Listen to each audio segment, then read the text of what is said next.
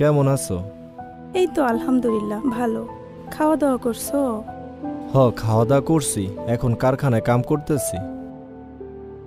আমার বাবাটা কেমন আছে? বাবাটা তো ভালো, আমারে জ্বালাই বেশি, সারাক্ষণ লাথি মারে। আচ্ছা, আমি আমার বাবাটারে বইলা দিতেছি, ও আর তোমারে মারবো না। ঠিক আছে, নাও কথা বলো। মারে না বাবা, আম্মুরে মারে না। মারে কষ্ট দিও না বাবা, আমি তো এখন নাই, তুমিই তো তোমার মায়ের সম্বল। আচ্ছা শোনো, মাতবর আসছিল আজকে বাড়িতে, গত 3 মাস ধইরা কোনো টাকা দিতেছ না। এই কারণে সে বলছে এই মাসের মধ্যে যদি টাকা না দাও তাহলে আমাদের বাড়ি দখল নিয়ে নিবে। তখন আমরা কই যাব?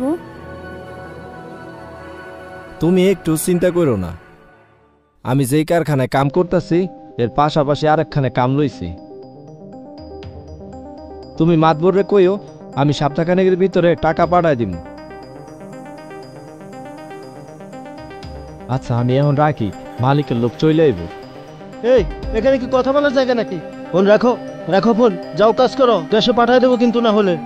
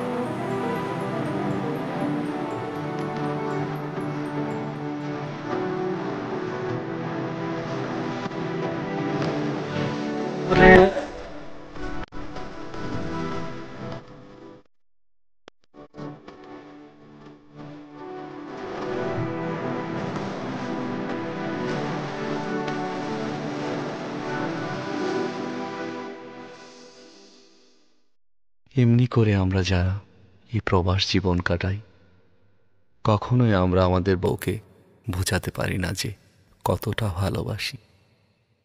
শত দুঃখ কষ্টগুলো বুকে চাপা দিয়ে শুধু বলেই যাই, হ্যাঁ বউ, আমি অনেক ভালো আছি।